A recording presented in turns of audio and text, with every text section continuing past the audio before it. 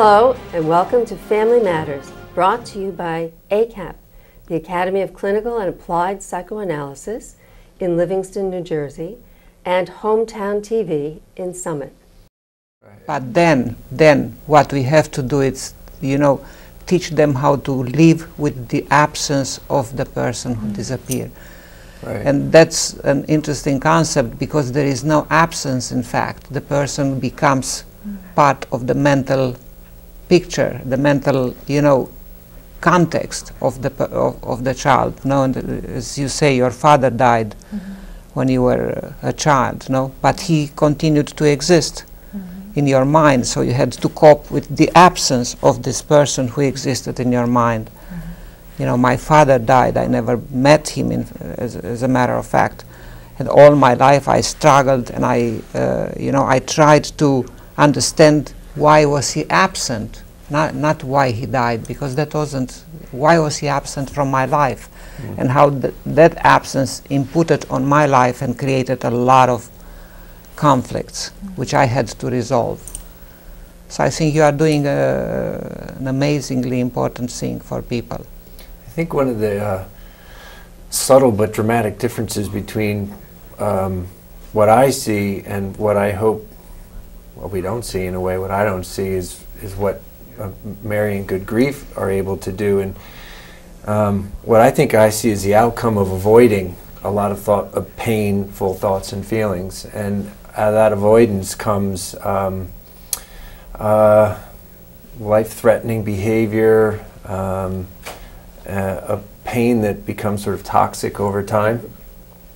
And I like the idea that Good Grief is able to help children process that and give parents and caregivers almost the authority to let that happen, where they may have the good intention or think that it's a matter of averting some terrible trauma.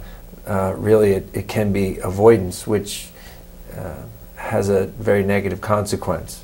So I think Good Grief allows people the opportunity to have all these thoughts and feelings, generally painful, negative ones that our culture is not very good at tolerating, in a safe place. And I think there's strength in numbers, so it seems to be very effective. Well, you are saying something very important, that what can happen if you don't do that, because to me the important thing is if we don't do the grief counseling and we don't allow and encourage children to express all their negative feelings, the anger, the pain, the fury, the rage, that things had happened to them. Catastrophes could happen, and I have a case of two children whose father died in September 11, 8 years ago, and immediately after the mother died, and the children couldn't tolerate the absence, and whatever happened in their life, that the adults around them couldn't encourage them and couldn't help them express their feelings. They both found ways to die themselves, right, and join the parents. I mean, the catastrophe of not being helped and supported in expressing and letting out what you are saying, the toxicity of a loss. It's an interesting paradox. I think that if those toxic feelings aren't expressed as a child and supported, Absolutely. The only way, not the only way, but a way of living then becomes to get very close to death and behave in ways that are life-threatening as opposed to life-enhancing. So I think Good Grief has a way of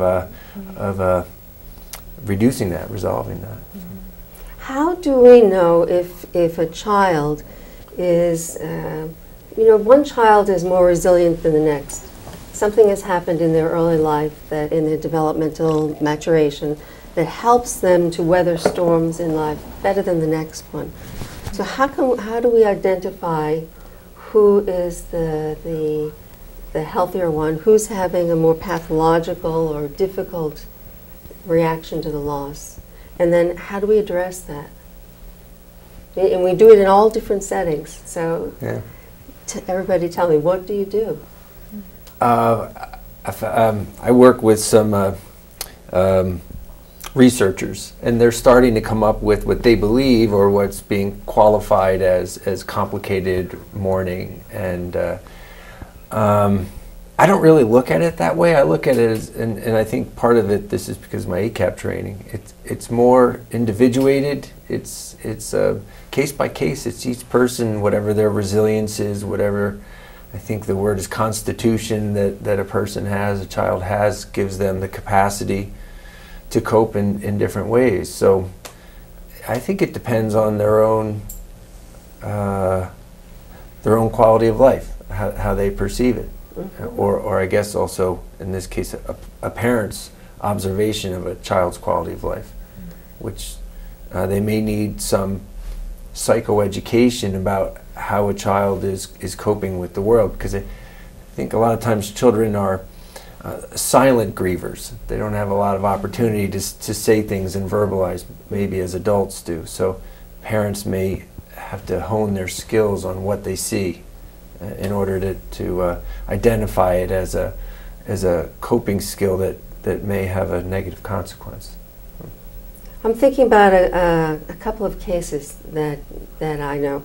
One is of a girl who lost her mother and suddenly had developed an eating disorder, became extremely obese. But also she is in denial, which we find very often, of feelings of loss or grief. She'll say it, but you know that there's no emotional connectedness to the feeling. Yet you see her mushrooming into this person who's completely different than she was just a few months ago. Is there a way that you would intervene with this child? She's an adolescent. Well, first of all, we always think what happens, dynamically. How is she hiding? Getting an eating disorder, especially, getting very heavy. It's a way of hiding. And also, what does separation mean to her? Because when we have a loss, we're really talking about separation, which everyone has to navigate in order to survive. From day one, we're constantly separating. And then what happens? So here is a real separation. And a lot of anger. And a loss, and a lot of anger. And developing a symptom that could be life-threatening. So how do we intervene in such situations? As a parent, as a teacher, as a clinician? As a clinician, first of all, we have to give her space to talk about anything, which is the most important thing, because she's showing signs of denial. She's eating a lot. Right. She's isolating, she has problems with separation, therefore, there are symptoms which we have to allow her to come with through words, to talk a lot. So she needs to be able to both discharge the tension that's caused by the loss, the separation, and the denial. The denial takes up a lot of energy. If she wants to, I would, we usually join the patient in such situations. We deny with her.